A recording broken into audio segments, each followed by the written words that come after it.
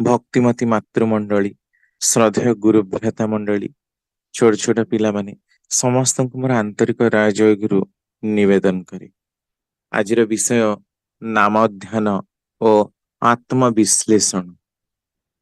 ନାମ ଧ୍ୟାନ ପ୍ରସଙ୍ଗରେ ଯେତେବେଳେ କଥା ଆସେ, ଅନେକ ପ୍ରକାରର କଥା ଶୁଣିବାକୁ ମିଳେ। ନାମ ଦ୍ୱାରା ଅସାଧ୍ୟ ସାଧନ ହୁଏ। ବହୁତ ସାବରୀ ମନ୍ତ୍ର, ତନ୍ତ୍ର ସାଧନା, ମନ୍ତ୍ର ସାଧନା, ବିଭିନ୍ନ ପ୍ରକାରର କଥା ଆମେ ଶୁଣିବାକୁ ପାଉ। ଯେ ନାମ ବଳରେ ବହୁତ ପ୍ରକାରର ସିଦ୍ଧି ହେଇପାରେ। ଆଉ ଆତ୍ମବିଶ୍ଳେଷଣ ଦ୍ୱାରା ମଣିଷ ନିଜର ଦୋଷ ତ୍ରୁଟି ଗୁଡାକୁ ଧରିପାରେ, ବୁଝିପାରେ। ଯେତେ ନିଜକୁ ସେ ରେକ୍ଟିଫାଏ କରେ, ସେତେ ତାର ଚାରିତ୍ରିକ ତ୍ରୁଟି ଗୁଡାକ କଟେ। ତାର ମାର୍ମିକ ବିଶ୍ଳେଷଣ କରେ, ମନଟାକୁ ନିୟନ୍ତ୍ରଣ କରେ, ସୁଧାରିବାକୁ ସତତ ଚେଷ୍ଟିତ ହୁଏ। ଆଉ ଜୀବନକୁ ଉନ୍ନତି ପଥରେ ଗତି କରିବା ପାଇଁ ନାମ ଆଉ ଧ୍ୟାନର ଯେ କେତେ ଆବଶ୍ୟକତା ରହିଛି, ଆଉ ସେଇଟା ଆମ ମାନଙ୍କର ଜୀବନର ଗୋଟେ ଅପରିହାର୍ଯ୍ୟ ଅଙ୍ଗ ବିଶେଷ।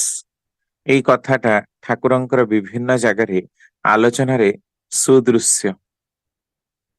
ତେଣୁ ସେମିତିଆ କିଛିଟା ପ୍ରଶ୍ନ ଯାହା ଶ୍ରୀ ଶ୍ରୀ ଠାକୁରଙ୍କ ନିକଟରେ କରାଯାଇଛି, ଆଉ ଆମ ମାନଙ୍କର ମାନେ ସାଧାରଣ ଭାବରେ ସେ ପ୍ରଶ୍ନଟା ଥାଏ, ଆମେ ମାନେ ପଚାରୁ, ତାରି ଉପରେ ହିଁ ଆଲୋଚନା। ପ୍ରଥମ କଥା କି ଆମ ମାନଙ୍କୁ ଏଇ ନାମ ଧ୍ୟାନରେ ବସେଇବାକୁ ହେଲେ କଣ କରିବାକୁ ପଡିବ? ମାନେ ଏଇଟା କାମ ଯେ ଆମେ ମାନେ ଯେତେବେଳେ ଦୀକ୍ଷା ନିଅନ୍ତି, ସେତେବେଳେ ଆମକୁ ଦୀକ୍ଷାଦାତା ରୀତି କୁହନ୍ତି କି 45 ମିନିଟ ନାମ ଧ୍ୟାନରେ ବସିବାର କଥା। କିନ୍ତୁ ସମସ୍ତଙ୍କୁ ନାମ ଧ୍ୟାନରେ ବସେଇବାକୁ ହେଲେ, ଆମକୁ ଗୋଟେ ମୋସନ ଆଣିବାକୁ ହେଲେ, ଗୋଟେ ଜାଗରଣୀ ଆଣିବାକୁ ହେଲେ କଣ କରିବାକୁ ହବ?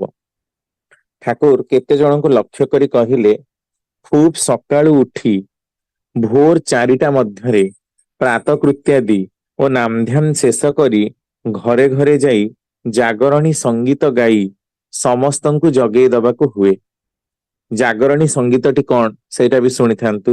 ଆଲୋଚନା ପ୍ରସଙ୍ଗ 16 ଖଣ୍ଡ 14/4/1949। ଉଠ, ଜାଗ, ବରଣୀୟ ଯିଏ ତାଙ୍କଠାରେ ନିବୁଦ୍ଧ ହୁଅ। ଉଷା ଆସିଲା ଆଜି, ଏ ଜୀବନ ନବୀନ ହୋଇ। ନବୀନ ଉଦ୍ୟମେ ସୂର୍ଯ୍ୟ ଆଲୋକେ ଉଦ୍ବୁଦ୍ଧ କରି ତୋଳ। ତାଙ୍କରି ହିଁ ଜୀବନ ମନ୍ତ୍ରରେ। ଉଠ, ଆସନ ଗ୍ରହଣ କର, ପ୍ରାର୍ଥନା କର, ପ୍ରବୁଦ୍ଧ ହୋଇ ସକଳ କର୍ମରେ ତାଙ୍କୁ ପରିପାଳନ କର।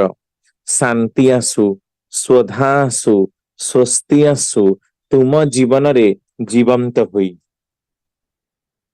ଶୀଘ୍ର ଯେପରି ନାମଧ୍ୟାନ କରନ୍ତି, ବସନ୍ତି, ତାହା କରିବାକୁ ହୁଏ। ସେଥିରେ ଲୋକେ ଆନନ୍ଦ ପାଆନ୍ତି, ସ୍ଫୁର୍ତ୍ତି ପାଆନ୍ତି, ସେମାନଙ୍କର ଶରୀର ମଧ୍ୟ ଭଲ ରୁହେ। ପୂର୍ବରୁ ଯେତେ ଦିନ ଭୋରରୁ ସମସ୍ତଙ୍କୁ ଜଗେଇ ଦେଇ ନାମଧ୍ୟାନ କରେଇଛି, ସେତେ ଦିନ ମଣିଷ ଅକାଳରେ ମରେ ନାହିଁ। ତେଣୁ ପ୍ରତ୍ୟେକଙ୍କୁ ଏହା କରେଇବାକୁ ହୁଏ। ଅକାଳରେ କାହିଁକି ମରେନା? କାରଣ ନାମଧ୍ୟାନ ଯୋଉମାନେ ନିୟମିତ କରନ୍ତି, ସେମାନଙ୍କର ସ୍ମୃତି ଶକ୍ତି ଚିର ଅତନ୍ଦ୍ର ହୁଏ, ଜାଗ୍ରତ ହୁଏ। ହଠାତ୍ କି ଆଗତ ବିପଦର ସୂଚନା ପାଆନ୍ତି। କୌଣସି ବାଧାବିଘ୍ନ ସୃଷ୍ଟି ହେଲେ ମଧ୍ୟ ତାର ଖବର ସେମାନେ ଆଗତରେ ପାଇଯାଆନ୍ତି। ତେଣୁ ଅନେକାଂଶରେ ହିଁ ଅକାଳ ମୃତ୍ୟୁକୁ ଦୂରେଇ ପାରନ୍ତି ସେମାନେ। ଆଉ ଆମ ମାନଙ୍କର ଏଇ ଯେ ତ୍ରୟୀ ସାଧନା, କଣ ତ୍ରୟୀ ସାଧନା? ଯଜନ, ଯାଜନ ଆଉ ଇଷ୍ଟଭୃତିର ସାଧନା। ଏଇ ତ୍ରୟୀ ସାଧନାର ଅଧିଷ୍ଠାନ ଭୂମି କିନ୍ତୁ ହେଲା ଅନୁରାଗ ସମନ୍ବିତ ଯଜନ। ଏଇଟା ହିଁ ମୂଳ ଚେର। ଏହି ମୂଳ ଚେରରେ ଜୀବନର ଗଭୀରତାକୁ ଯାଇ ଅଛେଦ୍ୟ ଓ ନିନଡ ଅର୍ଥାତ୍ ଶକ୍ତ ହବା ଦରକାର। ତାହେଲେ ସତ ଝଡଝଞ୍ଝା ଆମ ମାନଙ୍କୁ ଟଳେଇ ପାରେ କମ ହିଁ। ଆଉ ତାର ମୂଳ ଭିତ୍ତି ହେଲା ଏହି ଧ୍ୟାନ। ତେଣୁ ଯଦି ସବୁ କାମ ମଧ୍ୟରେ ଆମେ ନାମ ନ ଚଳେଇ ପାରୁ, ତାହେଲେ କିନ୍ତୁ ଭଲ ହୁଏ ନା। ମଣିଷ ଯେପରି ସବୁ କାମ ମଧ୍ୟରେ ମନେ ମନେ ଗୀତ ଗାଇପାରେ, ଯେପରି ଇଚ୍ଛା କରିଲେ ସବୁ କାମ ମଧ୍ୟରେ ନା ମଧ୍ୟ ଚଳେଇ ପାରେ। କିଛି ଦିନ ଲାଗି ପଡି ବାନ୍ଧି ରଖି ଅଭ୍ୟାସ କରିବାକୁ ହୁଏ। କିଛି ଦିନ କରୁ କରୁ ମନଟି ସ୍ୱଭାବତଃ ହିଁ ଆଜ୍ଞା ଚକ୍ରରେ ଥାଏ। ଚେଷ୍ଟା କରିବାକୁ ହୁଏ ନାହିଁ। ସମସ୍ତ ଚିନ୍ତା ସେହି ସ୍ତରରୁ ହିଁ ଆସେ। ଏପରି ହୁଏ, ଚାହିଁ ରହିଛି, କିଛି ଆଖିରେ ପଡୁନାହିଁ, କେବଳ ଏକ ଛାଇ ଆଲୁଅ ପରି ଆଖି ଆଗରେ ଦେଖାଯାଉଛି। ଏଇ ପ୍ରକାରର ଅବସ୍ଥା ଆସି ପହଞ୍ଚିଯାଏ। ତେଣୁ ଅନ୍ତତଃ ଦୁଇଥର ନାମଧ୍ୟାନରେ ବସିବାକୁ ହୁଏ। ଠାକୁର ଥରେ କଥା ପ୍ରସଙ୍ଗରେ କହୁଛନ୍ତି, ଆଲୋଚନା ପ୍ରସଙ୍ଗ 16 ଖଣ୍ଡ 19/4/1949, ନିଜେ ତପ କରିବ, ନାମଧ୍ୟାନ କରିବ, ଅନ୍ତତଃ ଦୁଇଥର ନାମଧ୍ୟାନରେ ବସିବାକୁ ହୁଏ। ଶୋଇବା ପୂର୍ବରୁ ଏବଂ ଭୋରରୁ ଉଠି ଚେଷ୍ଟା କରିବ ଯେପରି 24 ଘଣ୍ଟା ତୁମର ନାମ ଚାଲେ। ନିତ୍ୟ ଅନ୍ନ ଜଳ ଗ୍ରହଣର ପୂର୍ବେ ନିୟମିତ ଭାବରେ ଇଷ୍ଟଭୃତି କରିବ, ଆଉ ଯଜନ କରିବାକୁ ହୁଏ। ତାହେଲେ ଦେଖିବ ଯେ ତୁମେ ମାନେ ଯେତେ ଜୋର ଗଭୀର ହେଇଛ, ପୁଣି ପୂର୍ଣ୍ଣାଙ୍ଗ ମଧ୍ୟ ହେଇଯିବ। ତୁମ ମାନଙ୍କର ତ୍ରୁଟି ଗୁଡାକ ସଜାଡି ହେଇଯିବ। ଥରେ ଆତ୍ମବିଶ୍ଳେଷଣ ପ୍ରସଙ୍ଗରେ କହୁଛନ୍ତି, ନିଜକୁ ଯେତେ ଦେଖିବ ସେତେ ବୁଝିପାରିବ। ମନ କେତେ ଫାଙ୍କି ଦେଇଛି, ଆଉ ଯେତେ ନିଜକୁ ଦେଖିବାଟା ଅବ୍ୟାହତ ରହିବ ଟିକିନିକି କରି, ସେତେ ହିଁ ଗୋଟେ ମଣିଷର ସାମାନ୍ୟ ଚାଲିଚଳନ ଦେଖି ଏପରି ଭାବରେ କଥା କହିପାରିବ ଯେ ପୁରାପୁରି ହତଭମ୍ବ ହୋଇଯିବ। ଏହା ଭାବି ଯେ କିପରି ଭାବରେ ମୋର ସମସ୍ତ କଥା ଏ ଜାଣିଲା। ନିଜକୁ ଦେଖିବାଟା ଯେତେ ଗଭୀର ଓ ପୂର୍ଣ୍ଣାଙ୍ଗ ହବ, ସେତେ ହିଁ ସବୁ ଆପେ ଆପେ ଜାଣିବା ହେଇଯିବ। ତେଣୁ ନିଜର ଦୋଷ ତ୍ରୁଟି ଗୁଡାକୁ ଖୁବ ଭଲ ଭାବରେ ସଜାଡିବାକୁ ହୁଏ। କୌଣସି ମତେ ତାକୁ ବାଦ ଦବାର ନୁହେଁ। ଯେତେ ଦୂର ସେଥିରେ ଆମେ ଲାଗି ରହିବା, ଆମ ମାନଙ୍କର ମଙ୍ଗଳଟା ସେତେ ଶୀଘ୍ର ପଳେଇ ଆସିବ। ତେଣୁ କଣ ଆମ ମାନଙ୍କୁ କରିବାକୁ ପଡିବ? ଅନେକ ସମୟରେ ଲୋକମାନେ ପ୍ରଶ୍ନ କରନ୍ତି କି ବହୁତ ଶୋଉଛି ଜଣେ, ଆମ ମାନଙ୍କୁ କେତେ ନିଦ୍ରା ଆବଶ୍ୟକ? ନିଦ୍ରାଟା କୋଉ ପ୍ରକାରର ହବା ଦରକାର? ଯଦିଓ ଏମିତି ତ ଠାକୁର 4 ରୁ 5 ଘଣ୍ଟା ଶୋଇବାର କଥା କହିଛନ୍ତି। ଆମେ ମେଡିକାଲ ସାଇନ୍ସ ଅନୁସାରେ ଶୁଣୁ 6 ରୁ 7 ଘଣ୍ଟାର ନିଦ୍ରା ଆବଶ୍ୟକ।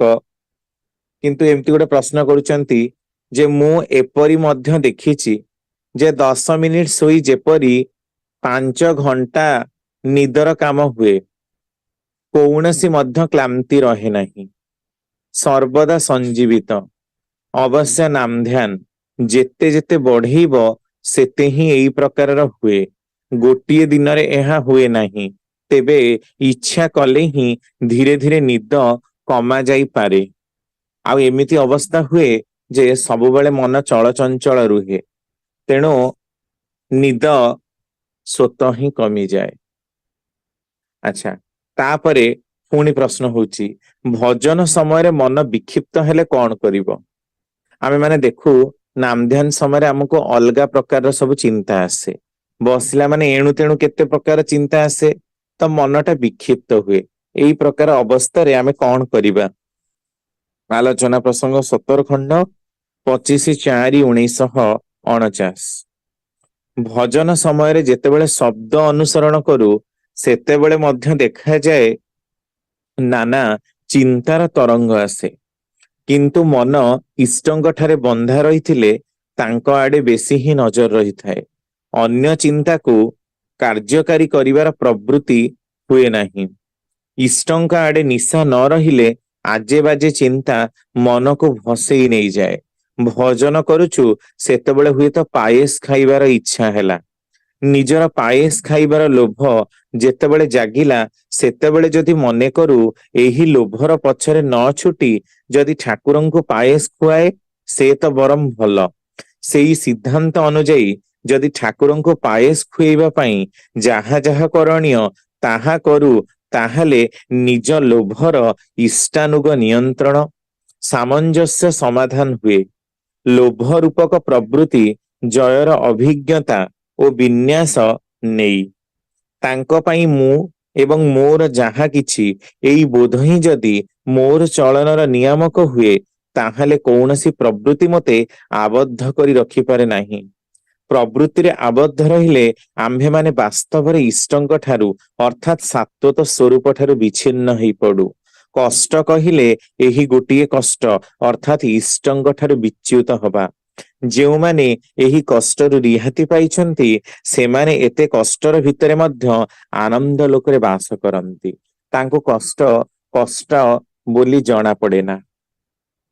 ତେଣୁ ଯେତେବେଳେ କେହି ପ୍ରଶ୍ନ କରୁଛନ୍ତି ଯେ ଆମ ମାନଙ୍କୁ ନାମ ଧ୍ୟାନ ସମୟରେ ଅଲଗା ପ୍ରକାରର ଚିନ୍ତା ଆସୁଛି, ସବୁବେଳେ ଭାବନ୍ତୁ ଯୋଉ ବି ଚିନ୍ତା ଆସୁ, ଚିନ୍ତାଟା ଆପଣଙ୍କର ହିଁ ପ୍ରସ୍ତୁତ। କାରଣ ଆପଣ ସେଇ ପ୍ରକାରର କର୍ମ ସହିତ, ସେଇ ପ୍ରକାରର ଭାବ ସହିତ, ସେଇ ପ୍ରକାରର ସାଙ୍ଗସାଥି ସହିତ ଜଡିତ ଅଛନ୍ତି ବୋଲି ସେଇ ଚିନ୍ତା ଆପଣଙ୍କୁ ଆସିଲା। ଏବେ ସେଇ ଯୋଉ ଚିନ୍ତାଟା ଆସିଲା ତାର ଦୂରୀକରଣ କରିବା ପାଇଁ ଆପଣ କଣ କରିବେ ନା, ସବୁବେଳେ ଭାବିବେ ଯେମିତି ଠାକୁର କହିଲେ ପାଏସ ଖାଇବାର କଥାଟା, ସେମିତି ଧରାଯାଉ ଆପଣଙ୍କୁ କୋଉ ଗୋଟେ କଥାଟା ଆପଣ ଖାଲି ବାରମ୍ବାର କି ଡିଷ୍ଟର୍ବ କରିଦଉଛି, ତାହେଲେ ପ୍ରଥମେ ସେଇ କଥାଟାକୁ ଧରି ପକେଇବେ ଯେ ଏଇ କଥାଟା କଣ, କାହିଁକି ବାରମ୍ବାର କି ଏଇନା ବସିଲା ମାନେ ମୋ ମୁଣ୍ଡରେ ଏଇ ଚିନ୍ତାଟା ଆସୁଛି। ଏଇଟା ଯେତେବେଳେ ଧରି ପକେଇବେ ତାର ନିରାକରଣୀ ପନ୍ଥାଟା କରିବେ। ଧରାଯାଉ ଆପଣ ନାମଧ୍ୟାନରେ ବସିଛନ୍ତି, ଆପଣଙ୍କର ଏଇନା ଅର୍ଥର ଚିନ୍ତା, ଅର୍ଥର ଅଭାବ କାହାର ନାହିଁ, ଅର୍ଥର ଅଭାବ ବିଲିୟନାର ଲୋକଙ୍କର ବି ରହିଛି। ସବୁବେଳେ ସେଇ ଚିନ୍ତାରେ ଆସୁଛି କେମିତି ଋଣଟା ସୁଝିବି, ଏତେ ଟଙ୍କା ନେଇଛି କଣ କରିବି, ଏଇ ପ୍ରକାର ଭାବଟା ଆସୁଛି। ପ୍ରଥମେ ତାହେଲେ ସେଇଟାକୁ କ୍ୟାପଚର କରିବାକୁ ହୁଏ। ଏପଟେ ତ ନାମ ଚାଲିଥିବ, ଆପଣ ଦେଖନ୍ତୁ ନାମରେ ବି କେବଳ ଠାକୁରଙ୍କୁ ଚିନ୍ତା କରନ୍ତୁ ଯେ ଠାକୁର ଏତେ ଟଙ୍କା ମୁଁ ଋଣ କରିଛି, ମୁଁ କେମିତି ତାର ମାନେ ସମାଧାନଟା ମୋର ହବ, ମାନେ କଣ ପ୍ରକାର କରିବି, କିନ୍ତୁ ଅସତ୍ ମାର୍ଗରେ ମୁଁ କେବେ ଯିବିନି। ଆପଣ ମତେ ବାଟ ଦିଅନ୍ତୁ, ମୁଁ ଯେମିତି ସତ୍ ମାର୍ଗରେ ଯିବି ଆଉ ଏଇ ଋଣଟାକୁ ସୁଝିବି। ଆପଣ 4 ଥର 5 ଥର ଦେଖନ୍ତୁ ଠାକୁରଙ୍କ ପାଖରେ ଖାଲି ଏଇ ଚିନ୍ତା ନେଇ ବସନ୍ତୁ। ଏଇ ଯୋଉ ଚିନ୍ତା ଗୁଡାକ ଆସୁଛି ବୋଲି କହୁଛନ୍ତି ଏଗୁଡା କିଛି ଖରାପ ନୁହେଁ, କାରଣ ଆମେ ମାନେ ଯେହେତୁ ଚଳୁଛେ ସାଂସାରିକ ଜୀବନରେ, ତେଣୁ ସାଂସାରିକ ଜୀବନର ବିଭିନ୍ନ କଥାଟା ହିଁ ଆମ ମୁଣ୍ଡକୁ ଆସିବ। ତେଣୁ ଏଇ କଥାଟା ଯଦି ଆମେ ନ ଭାବି ଖାଲି ଯେ ଆମେ ନାମ ଧ୍ୟାନ କରୁଛୁ ଖାଲି ସ୍ତର ଦର୍ଶନ କରିବୁ, ସେ କଥା ନୁହେଁ। ପ୍ରଥମେ ଯେତେବେଳେ ଆମ ନିଜର ସମସ୍ୟାର ସମାଧାନ ହଉନି, ଆମେ ସ୍ତର ଦର୍ଶନ କରିପାରିବୁନି କି ଶବ୍ଦ ଶ୍ରବଣ କରିପାରିବୁ ନାହିଁ। ତେଣୁ ଆମକୁ ଆମର ସମସ୍ୟାର ଆଗ ସମାଧାନ କରିବାକୁ ପଡିବ।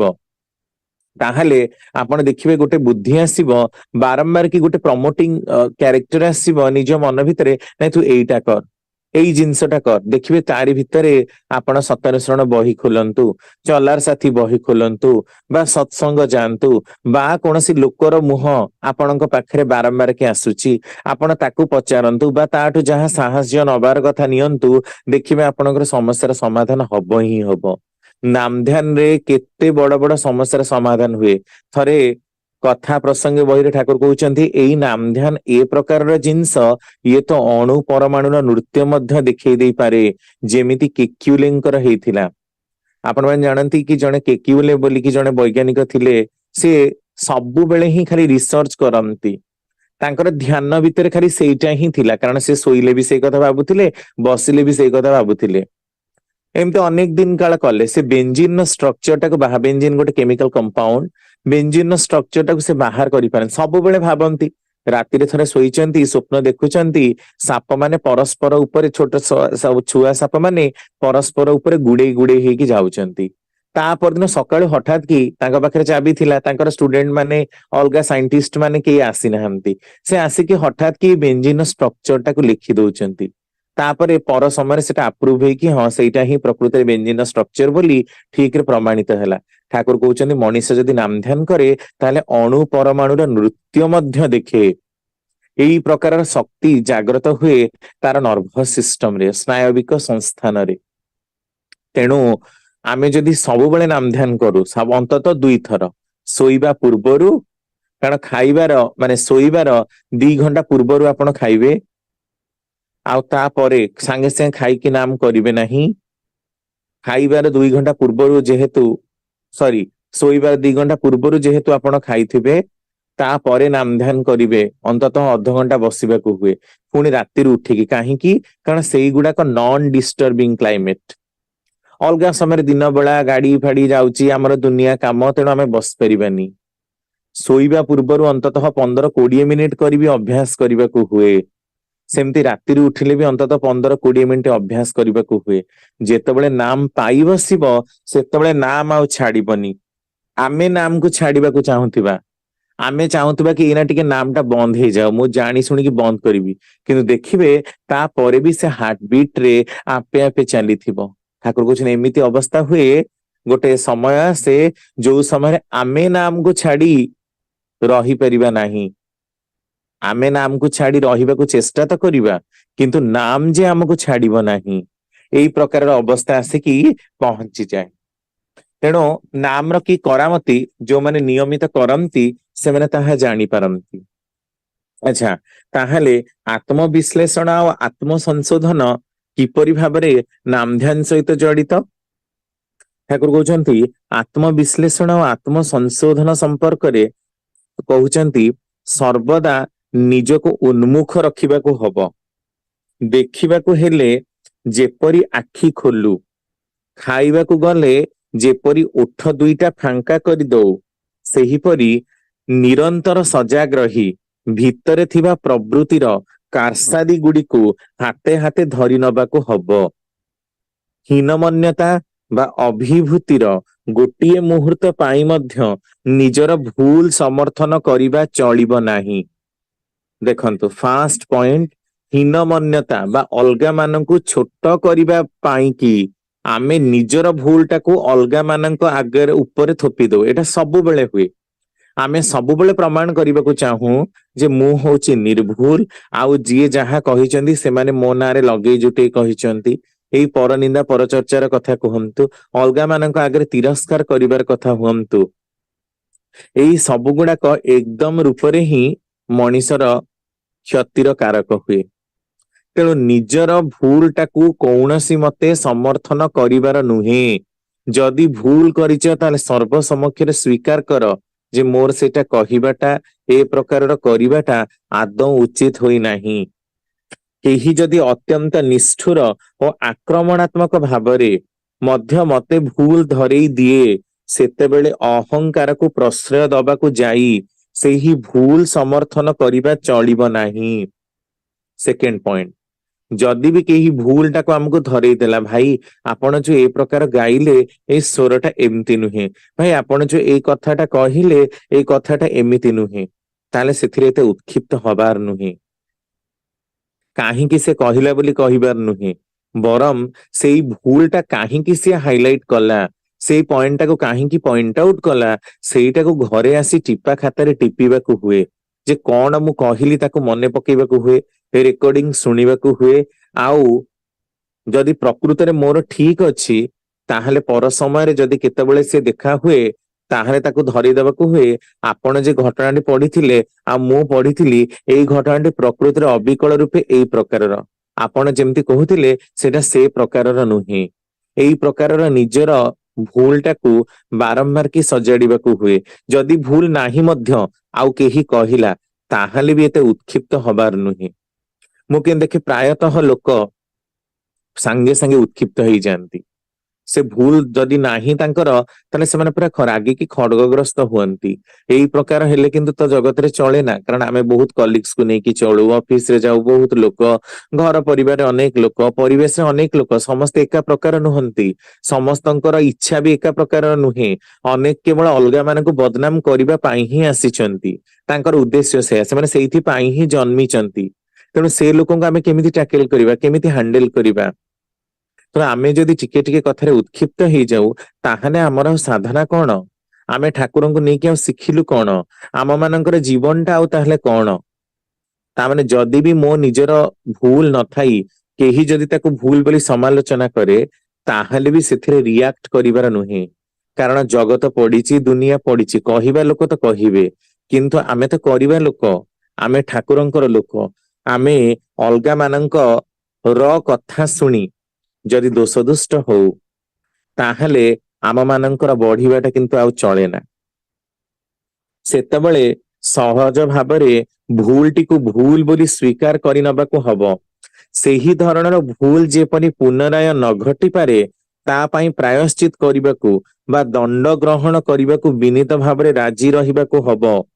केउठी केतेबेले किपरि भाबरे विरत बा निरत हबाकू हबो ताहा जानिबा दरकार। व्यक्तिगत भाबरे मते जणे हुए तो कान मळी देला भाबी देखिली सेही कान मळिबारे मोर आत्माभिमान आहत हेले मध्य इष्ट स्वार्थ प्रतिष्ठा और लोक मंगलर क्षति हेला नाही। ସେଠାରେ ମୁଁ ହୁଏତ ତାହା ଉପେକ୍ଷା କରିଗଲି। ପୁଣି ଆଉ ଜଣେ ହୁଏତ ମୋତେ ଖୁବ୍ ଖାତିରି ଦେଖେଇବାକୁ ଯାଇ ମୋ ଆଗରେ 5 ଜଣ ସହକର୍ମୀଙ୍କୁ ଛୋଟ କରୁଛି ଓ ଇଷ୍ଟ ସ୍ୱାର୍ଥ ପ୍ରତିଷ୍ଠାର ବ୍ୟତୟୀ ମନ୍ତବ୍ୟ କରୁଛି। ଏହି କ୍ଷେତ୍ରରେ ମୁଁ ଯଦି ରୁକ୍ଷ ହୋଇ ନ ଉଠେ ତାହେଲେ କିନ୍ତୁ ନିଜର ହିଁ କ୍ଷତି ହବ। ହୀନ ପ୍ରବୃତ୍ତିକୁ ହିଁ ପ୍ରଶ୍ରୟ ଦବା ହବ। କେତେ ଗୁଡ଼ିଏ ନୀତି ମାନି ଚଳିବାଟା ହିଁ ଯଥେଷ୍ଟ ନୁହେଁ। ଇଷ୍ଟଙ୍କ ପ୍ରତି ଟାଣ ବଢେଇବା ଏବଂ ତତ୍ ପରିପୋଷଣୀ ଗୁଣ ଅର୍ଜନ କରିବା ଓ ତାଙ୍କୁ ଜୀବନ୍ତ କରି ନବା ପାଇଁ ବିଶେଷ ତତ୍ପର ହବା। ତେଣୁ ଆତ୍ମବିଶ୍ଳେଷଣ ଉପରେ, ଆତ୍ମ ସଂଶୋଧନ ଉପରେ ପୁରା କଡା ନଜର ରଖିବାକୁ ହବ। ଆଲୋଚନା ପ୍ରସଙ୍ଗ 17 ଖଣ୍ଡ 26/4/1949। ଆଉ ଟିକେ କଥା ବି କମେଇବା ଦରକାର। ଆପଣ ଦେଖନ୍ତୁ ଗୀତାରେ କୁହାଯାଇଛି କି ଯୋ ମଦଭକ୍ତା ସମେ ପ୍ରିୟ, ଯିଏ ମୋର ଭକ୍ତ ସିଏ ହଉଛି ପ୍ରିୟ। ମୋର ଭକ୍ତ କିଏ ନା ଯିଏ କମ କଥା କହେ। କାହିଁକି? କାରଣ ଅଧିକା କଥା କହିବାରେ ବହୁତ ଏନର୍ଜି ଖର୍ଚ୍ଚ ହୁଏ। ଅଯଥା ସମୟରେ ଅଯଥା କଥା, ବହୁତ କଥା ଦେଖିବେ ତା ଭିତରେ ବହୁତ ଭୁଲ କଥା ଥିବ। କାରଣ ଆପଣ ଯେତେ କମ ଲେଖିବେ ଲେଖାଟା ସେତେ ଠିକ ହବ।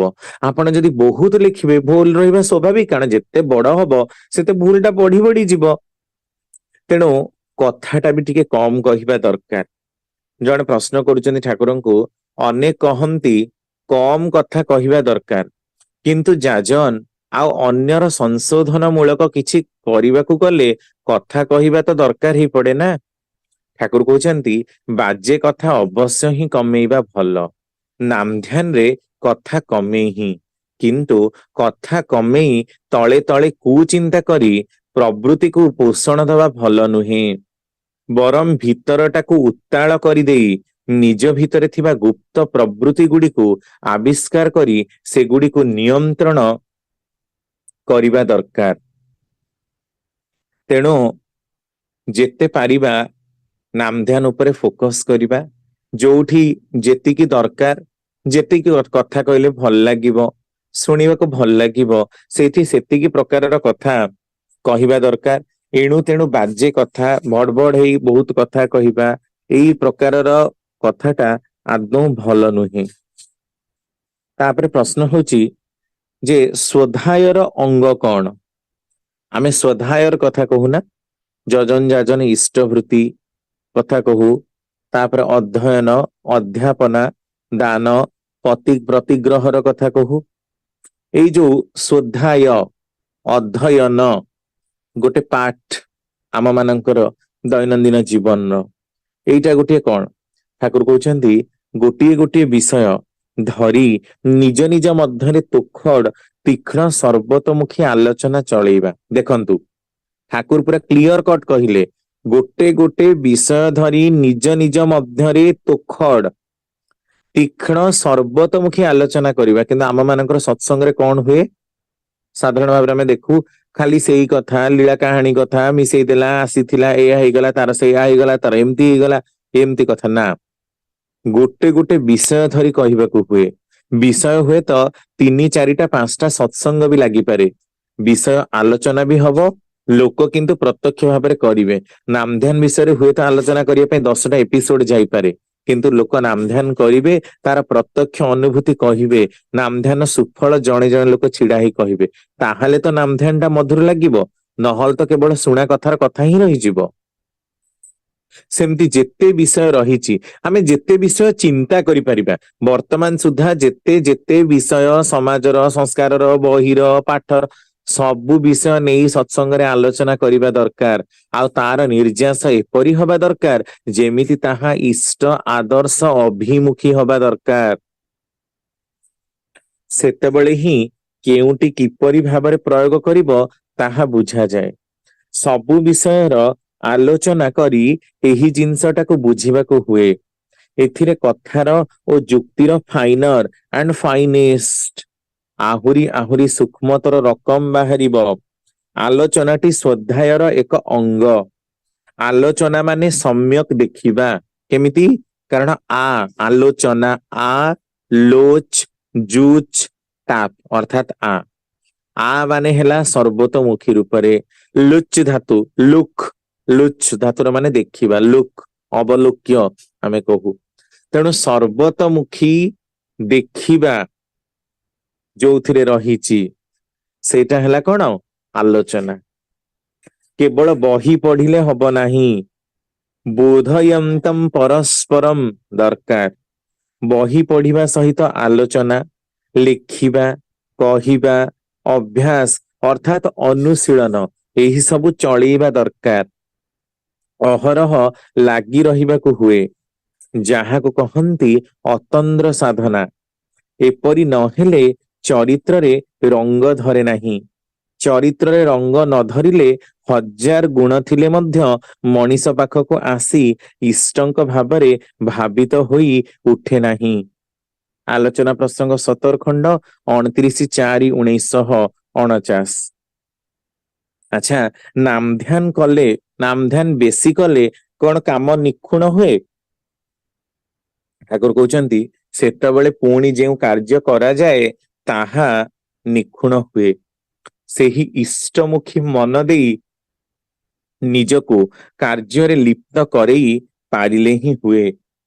ତେଣୁ ନାମଧ୍ୟାନ ଯୋଉମାନେ କରନ୍ତି ସେମାନଙ୍କର କାମରେ ଭୁଲ ହବାଟା ବହୁତ କମ ହିଁ ଦେଖାଯାଏ।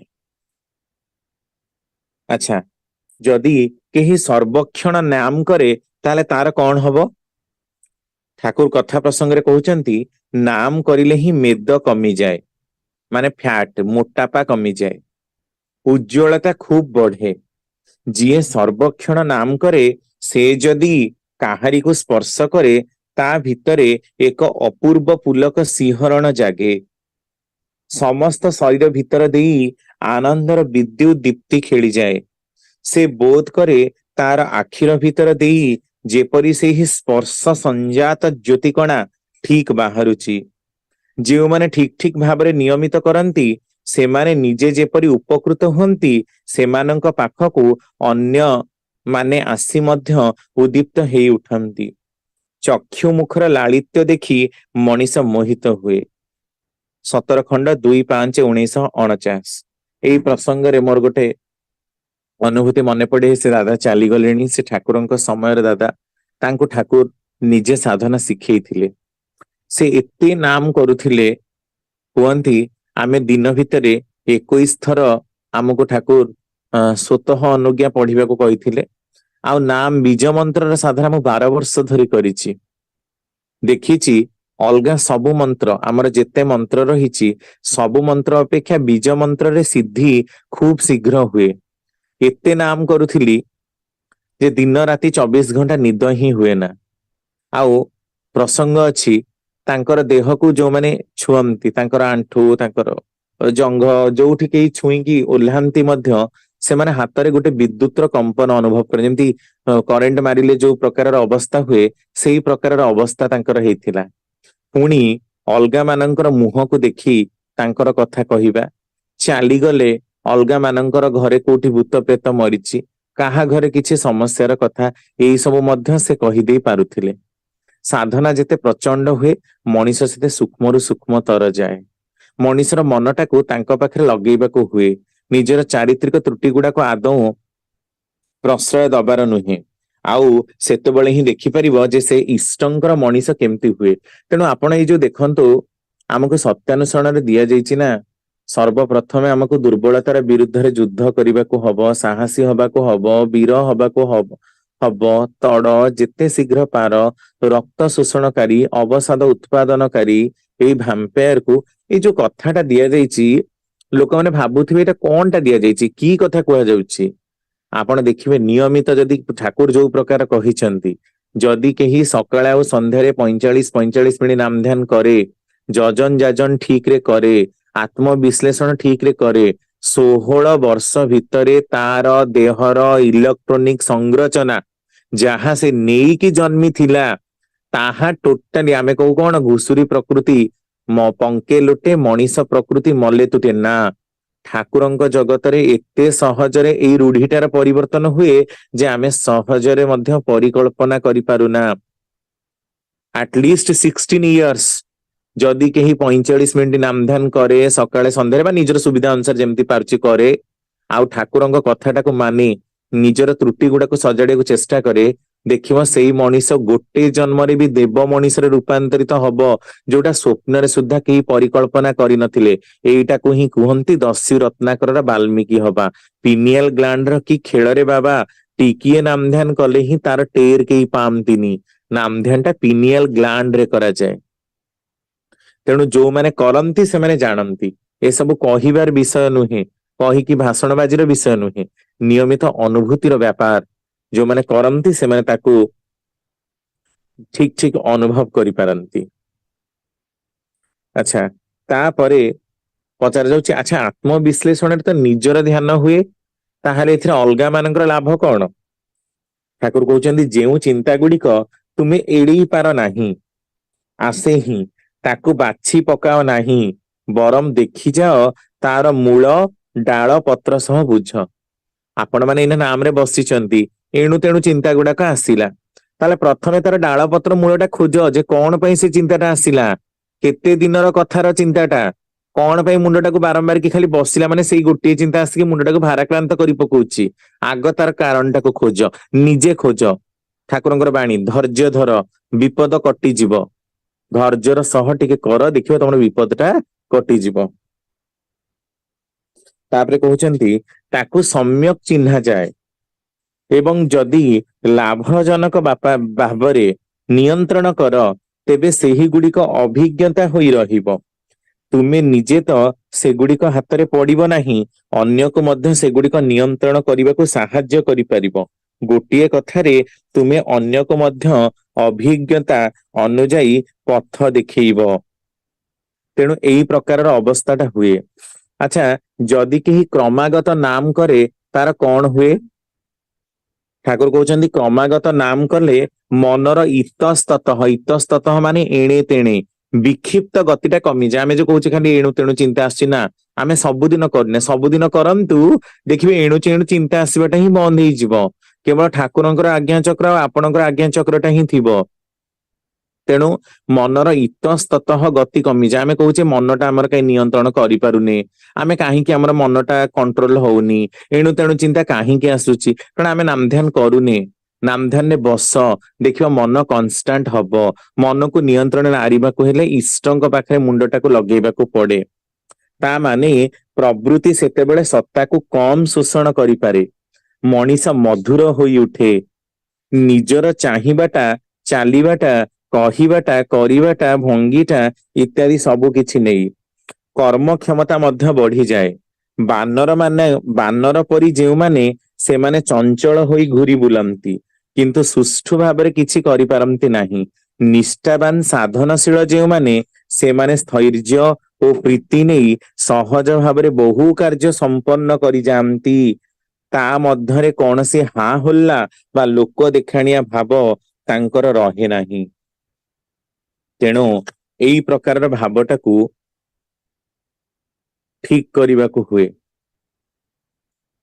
ଆଚ୍ଛା, ତାପରେ ଗୋଟେ ପ୍ରଶ୍ନ ଦେଖନ୍ତୁ, ସାଧାରଣ ଭାବରେ ଆମେ ଯୋଉ ପ୍ରଶ୍ନ, ଠାକୁରଙ୍କ ପାଖରେ ବି ସେଇ ପ୍ରଶ୍ନ ଗୁଡାକ ସବୁ କେମିତି କରାଯାଇଛି।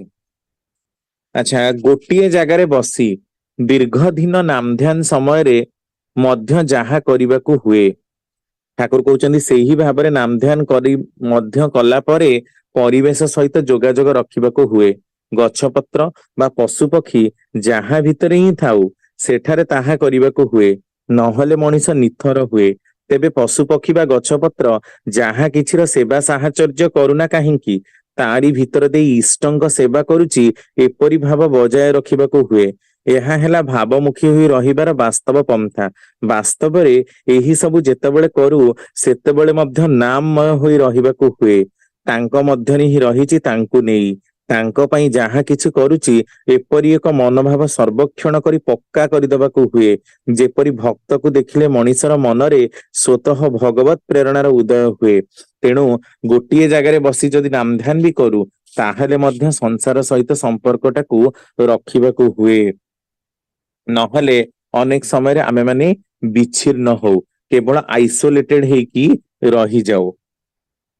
ତାପରେ ପୁଣି ଗୋଟିଏ ପ୍ରଶ୍ନ, ଯେ ଆମେମାନେ ତ ଏତେ ପରିମାଣର ନାମଧ୍ୟାନ କରୁ, କିନ୍ତୁ ଉପଯୁକ୍ତ ଭାବରେ ଫଳ ପାଉନା କାହିଁକି? ଆଉ ସାଧନାରେ ଉନ୍ନତି କରି ମଧ୍ୟ ପତନ କାହିଁକି ହୁଏ? ଅନେକ ଋଷିମୁନି ମାନଙ୍କର କଥା ବି ଆମେ ଶୁଣିଛୁ, ସାଧନାର ଚରମ ସ୍ତରରେ ଥିବେ କିନ୍ତୁ ଟିକେ କାମିନୀ କାଞ୍ଚନ ତାଙ୍କର ଦୃଷ୍ଟି ନିବଦ୍ଧ କରେ, ଅର୍ଥ ଲାଳସା, ଏଥିରେ ଅଧପତନ କାହିଁକି ହୁଏ? ଠାକୁରଙ୍କୁ ଜଣେ ପ୍ରଶ୍ନ କରୁଛନ୍ତି, ଜଣେ ସାଧନାରେ ଉନ୍ନତି ଲାଭ କରି ମଧ୍ୟ ତାର ପତନ ଟା କିପରି ହୁଏ? ଠାକୁର କହୁଛନ୍ତି, ମୂଳ ଠାରୁ ଟାଣଟା ଦୂରେଇ ଗଲେ ଯାହା ହବାର ତାହା ହୁଏ। ଆଉ ତାପରେ ପୁଣି ପ୍ରଶ୍ନ, ସାଧନ ଭଜନରେ ଏତେ ଉନ୍ନତି କରିକି ବି ଏମିତି? ଠାକୁର କହୁଛନ୍ତି, ସାଧନ ଭଜନର ମୂଳରେ ଥାଏ ଅନୁରାଗ, ତାହା କାଟିଦେଲେ ଅନୁରାଗ ତ ନଷ୍ଟ ହୁଏ। ଆଉ ପ୍ରକୃତ ଅନୁରାଗ ହେଲେ ତାହା ଛାଡିଯାଏ ନାହିଁ। ତାହା ବ୍ୟତୀତ କେବଳ କସରତରେ ବିଶେଷ କିଛି ହୁଏ ନା। ତାମାନେ ଚାଣି ଟୁଣିକି ଗୋଟେ ନାମ ଧ୍ୟାନ କରୁଛି, ତାର ସହଜ ବୋଧଟା ଆସିନି, ଆଉ ସେ ଖାଲି ଗୋଟେ ଲୋକ ଦେଖାଣିଆ ଭାବରେ ଗୋଟେ ବହୁତ ବଡ ଋଷି ମୁନି ଏମିତି କିଛି, ତାହେଲେ ସେଥିରେ ବିଶେଷ କିଛି ଫଳ ହବ ନାହିଁ। ଆଚ୍ଛା, ଆଉ ଜଣେ ପ୍ରଶ୍ନ କରୁଛନ୍ତି, କେବଳ ଭାବଧାରା ଦେଖି ଯୋଉମାନେ ଆସନ୍ତି ସେମାନେ କଣ ତାହେଲେ ସାଧନାର ଟେର ପାଆନ୍ତିନି? ଠାକୁର କହୁଛନ୍ତି, ସାଧାରଣତଃ ପ୍ରଥମେ ଥାଏ ସକାମ, ତାପରେ ମଣିଷ ଉପରେ ଯେତେବେଳେ ଭଲ ପାଇବା ଗଜାଏ ସେତେବେଳେ ଧୀରେ ଧୀରେ ହୁଏ ନିଷ୍କାମ। ଚୈତନ୍ୟ ଦେବ ଆସିଥିଲେ, ମାତ୍ର 3.5 ଜଣ ଭକ୍ତ ଥିଲେ। ବୈଷ୍ଣବ ଧର୍ମରେ ମୂଳ ସେହିମାନେ। ପ୍ରତ୍ୟେକ ମହାପୁରୁଷଙ୍କ କ୍ଷେତ୍ରରେ ହିଁ ଏପରି। ପ୍ରକୃତ ଭକ୍ତ ଯେଉଁମାନେ, ସେମାନେ ମର୍ମ ବୁଝନ୍ତି, ଆଉ ସେମାନଙ୍କ ଠାରୁ ଖାଣ୍ଟି ଜିନିଷଟା ହିଁ ବୁଝାଯାଏ। ତେଣୁ ଯୋଉମାନେ ସକାମୀ, ଯଦି ପର ସମୟରେ ସେମାନେ ନିଷ୍କାମୀ ନ ହୁଅନ୍ତି, ତାହେଲେ ଅନେକ ସମୟରେ ସାଧନା ପଥରେ ଚାଲୁ ଚାଲୁ ମଧ୍ୟ ତାଙ୍କର ଫଳଟାକୁ ସହଜରେ ବୋଧ କରାଯାଇ ପାରେ ନା। ତେଣୁ ସାଧକ ଯୋଉ ବି ଅବସ୍ଥାରେ ଥାଉ, ଆମେ ତ ସମସ୍ତେ ହିଁ ସାଧକ, କାରଣ ଠାକୁରଙ୍କ ଜଗତକୁ ଆସିଛୁ ହିଁ ଆମେ ସାଧନା କରିବା ପାଇଁ। ଆଚ୍ଛା, ନିୟମିତ ଯଦି ଆମେ ମାନେ ନାମ ଧ୍ୟାନ କରୁ, ତାହେଲେ ଆମ ମାନଙ୍କର କଣ ଖାଇବା ଦରକାର? ଠାକୁର କହୁଛନ୍ତି, ଭଜନ ଟଜନ କଲେ ମେଦ କମିଯାଏ, ସ୍ନାୟୁ ଶକ୍ତି ବଢେ। ଏହି ସମୟରେ କ୍ଷୀର, କଦଳୀ, ବଟର ମାନେ ଲହୁଣୀ, ସେସାମମ ମାନେ ତିଳ ବା ରାଶି, ଆଲମଣ୍ଡ, କାଠବାଦାମ, ଗ୍ରାଉଣ୍ଡ ନଟ, ଚିନାବାଦାମ ଇତ୍ୟାଦି ଖାଇବା ଭଲ, କଲେ ଟିକେ ଦେହକୁ ବେଶୀ ପୋଷଣ ମିଳେ। ଆଚ୍ଛା, ତାପରେ ଆଉ ଗୋଟିଏ ପ୍ରଶ୍ନ, ମନ ସ୍ଥିର ହୁଏ କିପରି? ଏଇ କୋଶ୍ଚିନ୍ ଟା ସମସ୍ତଙ୍କର ରହିଛି। ଆମର ମନ ଚଞ୍ଚଳ, ବହୁତ ପିଲାମାନେ ବି ପ୍ରଶ୍ନ କରନ୍ତି, ମନଟା କେମିତି ସ୍ଥିର ହବ? ଠାକୁର କହୁଛନ୍ତି, ଇଷ୍ଟଙ୍କ ଠାରେ ଅନୁରାଗ ଯାହାର ଯେତେ ବେଶୀ, ତାର ମନ ସେତେ କେନ୍ଦ୍ରାୟିତ ଆଉ ସ୍ଥିର। ଉକ୍ତ ବ୍ୟକ୍ତି ଏହା ତ ଆଉ ଖୁବ ଶୀଘ୍ର ହୁଏ ନାହିଁ। ଠାକୁର, ଯାହାର ଆଗ୍ରହ ଯେତେ ବେଶୀ ତାର ସେତେ ଶୀଘ୍ର ହୁଏ। ଚିତ୍ତ ସ୍ଥିର ହବା ମାନେ ସୁକେନ୍ଦ୍ରିକ ହବା, ସମାଧି ହବା ମାନେ ମଧ୍ୟ ତାହା ହିଁ, ସବୁ ଦିଗରୁ ଧାରଣ ହବା। ତେଣୁ ଯେତେ ଆମେ ତାଙ୍କ ଠାରେ ମନ ଲଗେଇ ରଖୁ, ସେତେ ଆମର ଚିତ୍ତଟା ସ୍ଥିର ହେଇଯାଏ। ଆଚ୍ଛା, ତାପରେ ପୁଣି ପ୍ରଶ୍ନ କରାହଉଛି, ଚାଦର ଘୋଡି ନାମ କରିବାକୁ ହୁଏ କାହିଁକି? ଆପଣ ମାନେ ଜାଣନ୍ତି, ଆମକୁ ଯେତେବେଳେ ନାମ କରିବାକୁ କୁହାଯାଇଥିଲା ଦୀକ୍ଷା ଦବା ସମୟରେ ଚାଦର ଘୋଡେଇକି ମୁଣ୍ଡକୁ କଭର କରିକି କରିବାର କଥା କୁହାଯାଇଥିଲା। ଆଲୋଚନା ପ୍ରସଙ୍ଗ 18 ଖଣ୍ଡ 13/8/1949 ଏ ପ୍ରଶ୍ନ କରାଯାଇଛି। ଠାକୁର କହୁଛନ୍ତି, ପକ୍ଷୀକୁ କିପରି ଭାବରେ କଥା ଶିଖେଇବାକୁ ହୁଏ? ସେ ପ୍ରସଙ୍ଗରେ ଶ୍ରୀ ଶ୍ରୀ ଠାକୁର କହିଲେ, ଗୋଟିଏ କିଛି ଦ୍ଵାରା ଘୋଡେଇ ଦେଇ ନିରଳାୟ ନିର୍ଜନରେ 6 ମାସ ଧରି କଥା ଶିଖେଇବାକୁ ହୁଏ। କପଡା ଘୋଡେଇ ଦେଇ କଥା ଶିଖେଇବା ଭଲ, ଯେଉଁଥିରେ ବାହାରର ସାଢା ବିରକ୍ତ କରି ନପାରେ। ଜଣେ ପ୍ରଶ୍ନ କଲେ, ଚାଦର ଘୋଡେଇ ହୋଇ ନାମ କରିବାର ପ୍ରଥା ମଧ୍ୟ କଣ ସେଇଥିପାଇଁ? ଠାକୁର କହୁଛନ୍ତି, ହଁ। ତା ମାନେ ଆମେ ମାନେ ଯେତେବେଳେ ନାମ କରୁ, ସେତେବେଳେ ଆମର ଆଖି ବିଭିନ୍ନ ଆଡେ ଯାଏ, ମୁଣ୍ଡରେ ବହୁତ ଦୁଶ୍ଚିନ୍ତା ହୁଏ, କିନ୍ତୁ ଗୋଟିଏ ଜାଗାରେ ନିବଦ୍ଧ ହେଇଗଲେ ଦୁଶ୍ଚିନ୍ତା ଗୁଡାକ ପ୍ରବେଶ କରିପାରେ। ପ୍ରଥମ, ଦ୍ଵିତୀୟତଃ ନାମ କରୁ କରୁ ଦେହର କମ୍ପନ ମାଧ୍ୟମରେ ଯୋଉ ଊର୍ଜା ଗୁଡାକ ସୃଷ୍ଟି ହୁଏ, ଯୋଉ ଶକ୍ତି ସୃଷ୍ଟି ହୁଏ, ସେଗୁଡାକ ଏନର୍ଜି ତ ଆମେ କହୁ, ସେଗୁଡାକ ବାୟୁମଣ୍ଡଳକୁ ଚାଲିଯାଏ। ତେଣୁ ସେ ଏନର୍ଜି ଗୁଡାକ ଦେହରୁ ବାହାରକୁ ଚାଲି ନ ଯାଉ, ବାୟୁମଣ୍ଡଳକୁ ଚାଲି ନ ଯାଉ, ତେଣୁ ଚାଦର ଘୋଡେଇ ରଖାଯାଏ। ତାପରେ ନାମ ଧ୍ୟାନ ସରିଲା ପରେ ଚାଦରଟାକୁ ଦେହରେ ଝାଡି ଦିଆଯାଏ। ଦେହରେ ଝାଡି ଦେଲେ କଣ ହବ ନା, ସେଇ ଯୋଉ ନାମର କମ୍ପନ ଗୁଡାକ ତାର ଭାଇବ୍ରେସନ ଗୁଡାକ ପୁଣି ସେଇ ଦେହ ଭିତରେ ହିଁ ରହିଯିବ। ଅର୍ଥାତ ଆମର ଯୋଉ ଅରା ଶରୀର ବା ଛାୟା ଶରୀର ତାରି ଭିତରେ ହିଁ ସେଇ କମ୍ପନ ଗୁଡାକ ସବୁ ରହିଯିବ। ତେଣୁ ଆମ ମାନଙ୍କୁ ସେଇ ପ୍ରକାରର ଚଲେଇବାକୁ ହୁଏ। ତାପରେ ପୁଣି ଗୋଟିଏ ପ୍ରଶ୍ନ, ଶରୀରର ଅସୁସ୍ଥତାରେ ଭଜନ କିପରି ଭାବରେ କରିବ? ଅନେକ କହନ୍ତି ଆମର ଦେହ ଖରାପ, ଆମେ ନାମ ଧ୍ୟାନ କରିପାରୁନୁ, ଆମେ କେମିତି କଣ କରିବୁ, ଆମେ ବସି ପାରୁନୁ, ଏମିତି ବହୁତ ପ୍ରଶ୍ନ ଲୋକଙ୍କର। ଜଣେ ପ୍ରଶ୍ନ କରୁଛନ୍ତି ଶରୀର ଅସୁସ୍ଥତାରେ ଭଜନ କେମିତି କରିବାକୁ ହୁଏ? ଠାକୁର କହୁଛନ୍ତି ଶୋଇ ଶୋଇ କରାଯାଏ, ତେବେ ବିଧି ଅନୁଯାୟୀ କରିପାରିଲେ ହିଁ ଭଲ ଫଳ ହୁଏ। ଆଚ୍ଛା, ଯଦି ବେଶୀ ଜ୍ୱର ଥିବ ଦେହରେ, ଜର ଦେହରେ ହେଇଛି, ଠାକୁର କରୁଛନ୍ତି ନାମ କଲେ ଅନେକ ସମୟରେ ଜ୍ୱର କମିଯାଏ, କାରଣ ବ୍ୟାକ୍ଟେରିଆ ଗୁଡାକ ପୋଡିଯାଏ। ରୋଗୀର ଶରୀରକୁ ଛୁଇଁ ନାମ କଲେ ସେଥିରେ ମଧ୍ୟ ରୋଗ ଭଲ ହୁଏ। ସେଥିପାଇଁ କୁଷ୍ଟିଆରେ ଏକ କୋଠା ଘରେ 30ଟି ବେଡ ଶଯ୍ୟା ଥିଲା। ରାଧାରମଣ ପ୍ରଭୃତି ଥିଲେ। ରୋଗୀ ଆସିଲେ ଶୁଶ୍ରୂଷା କରୁଥାନ୍ତି, ଛୁଇଁ ନାମ କରୁଥାନ୍ତି। ଡବଲ ନିମୋନିଆ 3-4 ଦିନରେ, ଏପରିକି ରାତାରାତି ଭଲ ହେଇଯାଉଥାଏ।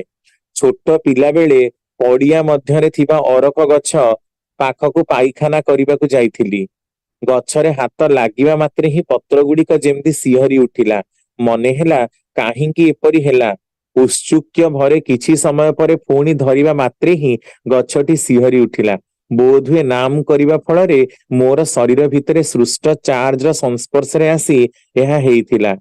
ଆଉ ଥରେ ବାଡାଦି ଗ୍ରାମର ହରିପଦର ଘରକୁ ଯାଇଥିଲି। ଦେଖେ ଗୋଟିଏ ଅସରପା ମରି ପଡି ରହିଛି।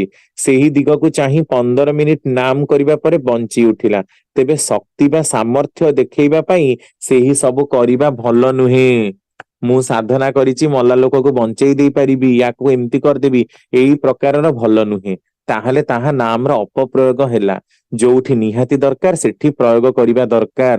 ଆଲୋଚନା ପ୍ରସଙ୍ଗ 12 ଖଣ୍ଡରେ ବି ଆପଣ ଦେଖିବେ ନାମ କରିବା ପ୍ରସଙ୍ଗରେ ବହୁତ କଥା। ଆମେ ନାମକୁ ଏକ୍ସପେରିମେଣ୍ଟ କରୁନା, ଥରେ ଏକ୍ସପେରିମେଣ୍ଟ କରୁ, ଭେରିଫାଏ କରୁ, ନାମର ଶକ୍ତି ବିଷୟରେ ଆମର ପ୍ରତ୍ୟକ୍ଷ ଅନୁଭୂତି ହବ।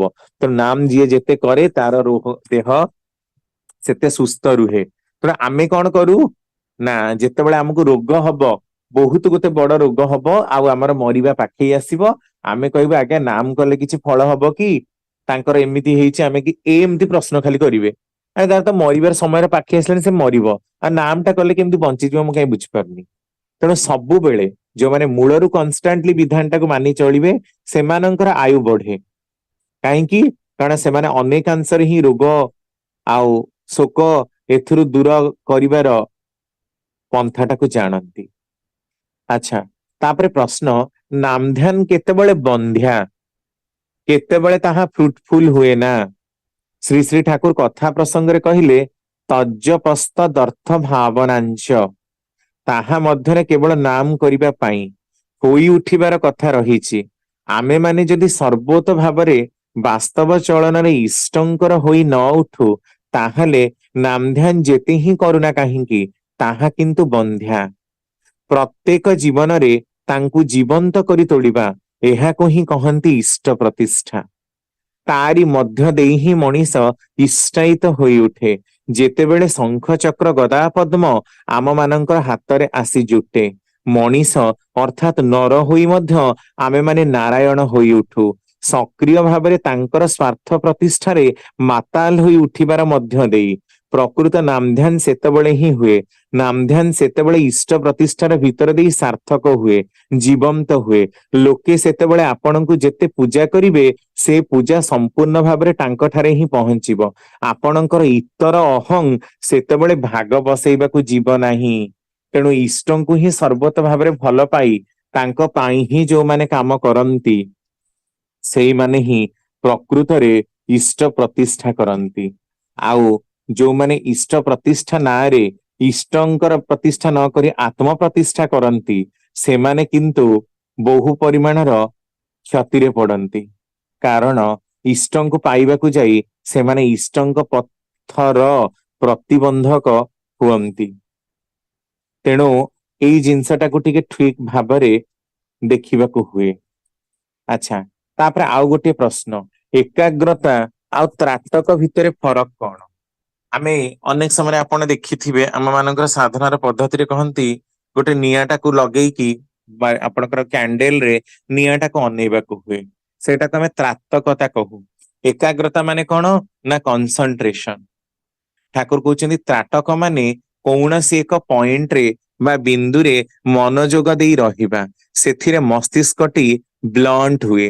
ଅନେକ ତ୍ରାଟକ କରି ପାଗଳ ମଧ୍ୟ ହୋଇଯାଆନ୍ତି।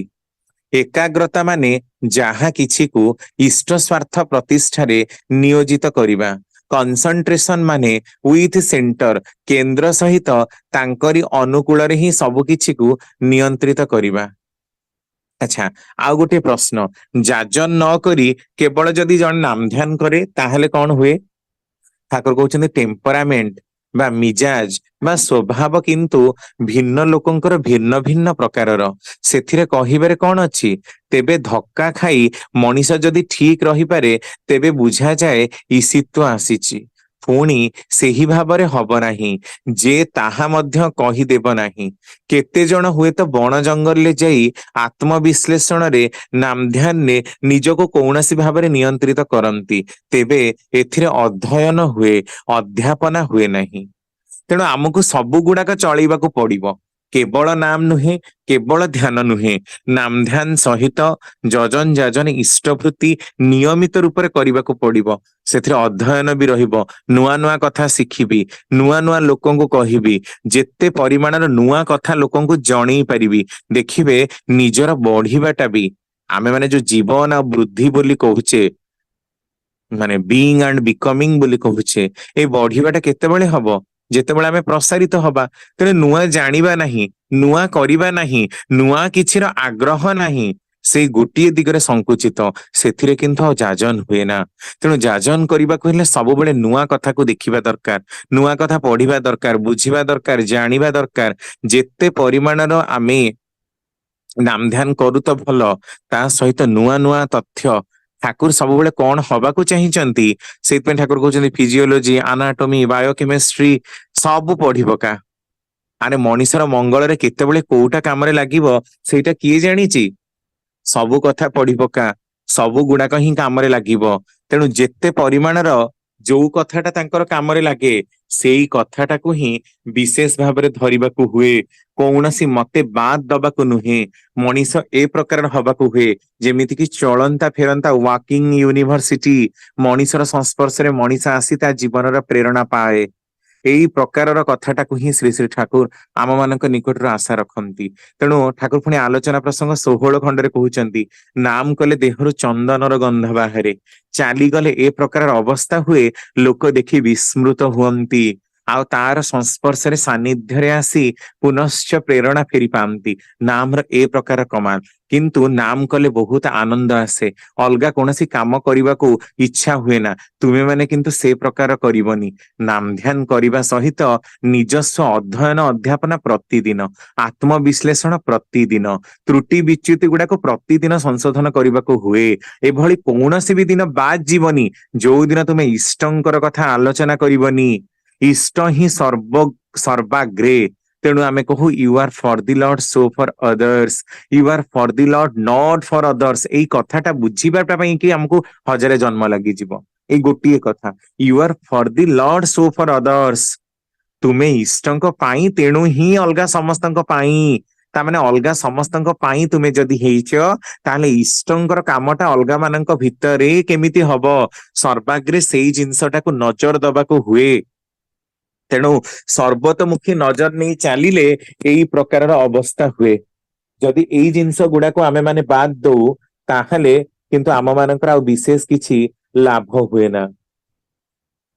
ଆଚ୍ଛା, ଠାକୁରଙ୍କ ଆଉ ଗୋଟିଏ ପ୍ରଶ୍ନ, ବିବାହିତ ଜୀବନ ସାଧକର ଜୀବନର ଅନ୍ତରାୟ କି ନୁହେଁ? କାରଣ ସାଧାରଣ ଭାବେ ଲୋକ ଏଇଆ କହନ୍ତି କି ବାହାଘର ହେଇଗଲେ ମଣିଷର ସାଧନା ନଷ୍ଟ ହେଇଗଲା।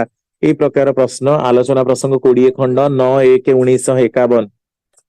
ଠାକୁର କହୁଛନ୍ତି ଅନ୍ତତଃ ମୁଁ ଏହି ଟିକକ କହିପାରେ ଯେ ମୁଁ ଯେଉଁ ଗୁଡିକ ଦେଖିଛି, ବୁଝିଛି, ପାଇଛି, କହିଛି, ବିବାହ କଲେ ମଧ୍ୟ ତାହା ପାଇବାରେ କୌଣସି ବାଧା ନାହିଁ। ବିବାହ ସେଇ ପଥରେ କୌଣସି ମଧ୍ୟ ଅନ୍ତରାୟ ସୃଷ୍ଟି କରେ ନାହିଁ। जदि मनीष नियमित रूपे इष्टंकर हेई चले ताले विवाह तार प्रतिबंधक केबे भी हेई पारे ना, सब बेले तार परिपूरक हेई ही आसे। अच्छा एबे प्रश्न, ध्यान आमे काहार करिवु? समस्त एटा प्रश्न जे ध्यान कौन ठाकुरंक फोटोर करिवु, ध्यान रे आमे कौन चिंता करिवु? वेरी इंपोर्टेंट एंड भाइटल प्रश्न। ध्यान संपर्क रे ठाकुर कथारे कहिले तामाने निज तरफ रु एगुडा कहउचंदी, ए प्रश्न करा जाइनी कारण अनेक समय बहुत कथा ठाकुर निज तरफ रु कहउचंदी। आम्भे माने जेउ ध्यान करू सेथिरे जदि एपरि भाबरे चिंता करू कौन करिछि कौन करी नाही, कौन କରିବାକୁ हबो, इष्ट कौन କରିବାକୁ कहिचंती, काहा पाखକୁ ଯିବି, କିପରି ଭାବରେ କରିବି, କେଉଁ ପ୍ରବୃତ୍ତିର କାରଣରୁ କାର୍ଯ୍ୟରେ ଅସୁବିଧା ହଉଛି, ଏଇ ଭାବରେ ସବୁ ଗୁଡିକ ଯଦି ନିୟନ୍ତ୍ରଣ କରି ସୁକେନ୍ଦ୍ରିକ କରି ତୋଳା ଯାଏ, ସେହି ସିଦ୍ଧାନ୍ତ ଅନୁଯାୟୀ କାର୍ଯ୍ୟ କରାଯାଏ, ତେବେ ଜବର ଜିନିଷ ହୁଏ, ଜବରଦସ୍ତ ହୁଏ। ହେଲା ତାହେଲେ ଆପଣ ମାନେ ଭାବିବେ ଧ୍ୟାନରେ କଣ, ଧ୍ୟାନରେ ବସିଲା ବେଳେ ଠାକୁରଙ୍କର ଗୋଟିଏ କଥା ନେଇ ଚିନ୍ତା କରିବେ। ଆଜି ମୁଁ କଣ କରିଛି, ବେଶୀ କଥା ନାହିଁ, ପ୍ରତିଦିନ ଗୋଟିଏ କଥା। ଆଚ୍ଛା ଆଜି ମୁଁ ପରନିନ୍ଦା ପରଚର୍ଚ୍ଚା ଟା ବନ୍ଦ କରିପାରିଛି? ଯଦି କହିଦେଇଛି ତାହେଲେ କୋଉ କଥା ପାଇଁ କାଲି ମୁଁ ସେଟା କହିଲି, ଏଟା କରିବା ଭଲ ନୁହେଁ, ଇଷ୍ଟ ମନା କରିଛନ୍ତି, ତାକୁ ଖାତାରେ ନୋଟ କରିବାକୁ ହୁଏ। ଆଜି ମୁଁ ପରନିନ୍ଦା ପରଚର୍ଚ୍ଚା ଆଦୌ କରିବି, ଏଇଭଳି ଭାବରେ ଆମେ 21 ଦିନ କରନ୍ତୁ। ଏଟା ସାଧନା ଜଗତର କଥା। ଆପଣ ଯଦି 21 ଦିନ କୌଣସି କଥାକୁ ନିୟମିତ ମାନୁଛନ୍ତି ତାହେଲେ ସେ କଥା ଆପଣଙ୍କର ହବ ହିଁ ହବ, ଯେତେ ହିଁ ଦୁସାଧ୍ୟ ଆଉ ଅସାଧ୍ୟ ହବ। ମଣିଷ ଏମିତି ହିଁ ନିଜର ଭାଗ୍ୟ ପରିବର୍ତ୍ତନ କରେ, ମଣିଷ ନିଜର ଭାଗ୍ୟ ବିଧାତା ହୁଏ। ଭାଗ୍ୟ ତ ଯାହା ଅଛି ଅଛି, ଭାଗ୍ୟ ବୋଲି ଜିନିଷକୁ ଅସ୍ୱୀକାର କରାଯାଏ ନା, କିନ୍ତୁ ମଣିଷ ନିଜର ଭାଗ୍ୟ ବିଧାତା ଏମିତି ହୁଏ, ନିଜକୁ ସଜାଡି ପକାଏ ପୁରା ଠିକ କରି, ତାପରେ ପୁଣି କରିବାକୁ ହୁଏ କଣ ନା, ଏହା ଭିତର ଦେଇ ସବୁ ଗୁଡିକ ପ୍ରବୃତ୍ତି ମଧ୍ୟ ବ୍ୟବହୃତ ହୁଏ ଏବଂ ଇଷ୍ଟାନୁଗ ଚିନ୍ତାର ମଧ୍ୟ ଦେଇ ସାର୍ଥକ ବିନ୍ୟାସ ହୁଏ। ଏହା ହିଁ ହେଲା ସହଜ ପନ୍ଥା। ଏହା ସହିତ ଅର୍ଥ ଭାବନାର ସଙ୍ଗେ ଜପ କରିବାକୁ ହୁଏ। ଏହା ଭିତର ଦେଇ ମସ୍ତିଷ୍କ ଶାଢା ପ୍ରବଣ ବା ସୁଗ୍ରାହୀ, ରିସେପ୍ଟିଭ ବା ଗ୍ରହଣକ୍ଷମ, ତୀକ୍ଷ୍ଣ, ସାର୍ପ ଦାଢୁଆ ବା ଧାରୁଆ ହୁଏ। ଆଉ ମସ୍ତିଷ୍କ ଯେତେ ଦାଢୁଆ ବା ଧାରୁଆ ହୁଏ ସେତେ ନୂଆ ନୂଆ ଜିନିଷକୁ ଗ୍ରହଣ କରିପାରେ। ଅଭ୍ୟାସ ବ୍ୟବହାର ମଧ୍ୟ ନିୟନ୍ତ୍ରିତ ହୁଏ, ଚରିତ୍ର ଉଦ୍ଗତି ମୁଖୀ ରୂପ ନିଏ। ତେଣୁ ଧ୍ୟାନ ଭିତରେ ଦେଇ ଏଇ ସବୁ କଥାକୁ ଭାବିବାକୁ ହୁଏ ଯେ ଇଷ୍ଟଙ୍କର କଥା ମୁଁ କେତେ କରିପାରିଛି, କେତେ କରିପାରି ନାହିଁ। ଆଉ ଏଇ କଥା ଯେତେ ମଣିଷ ବାରମ୍ବାର କି ଭାବେ, ସେତେବେଳେ ଦେଖିବେ ତାର ଚରିତ୍ର ନିୟନ୍ତ୍ରିତ ହୁଏ। ଆଚ୍ଛା ଠାକୁରଙ୍କୁ ଗୋଟେ ପ୍ରଶ୍ନ, ଠାକୁର ନାମ କେତେ ଥର ଆଉ କେତେ ସମୟ କରିବି? ଠାକୁର ଜଣକୁ ଲକ୍ଷ୍ୟ କରି କହିଲେ ତୁମେ କେତେ ସମୟ ନାମ କର? ତାଙ୍କ ପ୍ରଶ୍ନ କରୁଛନ୍ତି, ଠାକୁର ଆଜିକାଲି ସେପରି ହଉନାହିଁ। ଠାକୁର ଶବ୍ଦ ଆଲୋକ ଜ୍ୟୋତି ଟେର ପାଉନାହଁ? ଉକ୍ତ ବ୍ୟକ୍ତି ହଁ, ଏଇ ତ ଆଉ ଟିକେ ଚାପି କଲେ ହୁଏ। 2 ଥର ଅନ୍ତତଃ କରିବାକୁ ହୁଏ, ରାତିରେ ଆଉ ଭୋରରେ। ଦେଖନ୍ତୁ ଠାକୁର ବାରମ୍ବାର କି କହୁଛନ୍ତି ରାତିରେ ଆଉ ଭୋରରେ। ଉଷା ନିଶାଏ ମନ୍ତ୍ର ସାଧନ, ନିଶା ମାନେ ରାତି, ରାତି 11ଟାରୁ 12ଟା ଯୋଉ ନିଷିଦ୍ଧ ପ୍ରହର, ଆମେ ସେଇଟାକୁ ମାନେ ନିଷିଦ୍ଧ ପ୍ରହର ବୋଲି କହୁ। ନିଶା ସମୟଟା ଆକ୍ଚୁଆଲି ରାତି 9ଟାରୁ 12ଟା ସମୟଟା ହଉଛି ନିଶା, କିନ୍ତୁ 9ଟା 10ଟା ବେଳକୁ ତ ଗହଳି ରହୁଛି, ତେଣୁ 11ଟାରୁ 12ଟା ସମୟଟା ଭଲ। ଆଉ ଉଷା କୋଉଟା ନା ରାତିରୁ ଯୋଉଟା ସମୟଟା, ତେଣୁ ମାନେ ରାତିରେ ଆଉ ଭୋରରେ ଅନ୍ତତଃ ଅଧଘଣ୍ଟାଏ କରି, ଆଉ ଟିକିଏ ବେଶୀ କରିପାରିଲେ ହିଁ ଭଲ ହୁଏ। 45 ମିନିଟର କଥା, ମିନିମମ୍ ଆମେ 15 ମିନିଟ ଆଗ ବସୁ, ତାପରେ ଅଭ୍ୟାସ କରି 20 ମିନିଟ 25 ମିନିଟ ଅଧଘଣ୍ଟା, କାରଣ ବସି ରହିବାଟା ବି କଷ୍ଟ ନା। ତେଣୁ ବାରମ୍ବାର କି ସେଇ କଥା କହୁଛନ୍ତି ଯେ ଏଇ ସବୁ ଜିନିଷ ଗୁଡାକୁ ଟିକେ ଧ୍ୟାନରେ ମାନେ ଟିକେ ରଖିବାଟା ଭଲ।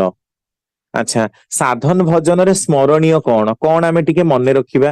ଯଦି ଆମେ ସାଧନ ଭଜନ ଟିକେ କରିବା ଯେ ଠାକୁର ଭଲ ପାଆନ୍ତି ଆଉ ଆମେ କରିବା, ତାହେଲେ ଆମେ କଣ ଟିକେ ଧ୍ୟାନ ଦବା? ଠାକୁର ଜଣଙ୍କ ସହିତ ଭଜନ ସମ୍ପର୍କରେ ଏମିତି କଥା ହଉଛନ୍ତି, କହୁଛନ୍ତି ପୂର୍ବତନ ଗୁରୁଙ୍କୁ ପରିପୂରଣ ହିଁ ହବ, ତାଙ୍କର ଜୀବନର ଏକମାତ୍ର ସାଧନା ଆଉ ତପସ୍ୟା, ତାଙ୍କ ମଧ୍ୟରେ ଧାରାଟି ଅବିକୃତ ରୁହେ, ତାଙ୍କ ପ୍ରତି ଟାଣ ରହିବା ଦରକାର, ଶବ୍ଦ ଅନୁସନ୍ଧାନ କରିବା ଦରକାର, ମନର ଗତି ସେହି ଦିଗକୁ ହିଁ ରହିବ। ଆଉ ଖିଆ ଦିଆ ଠିକ ଭାବରେ ହବା ଦରକାର। ଖିଆ ଦିଆ ବେଶୀ ହେଲେ ବା ଅନୁପଯୋଗୀ ହେଲେ ଶରୀର ଭାରି ହେଇଯାଏ।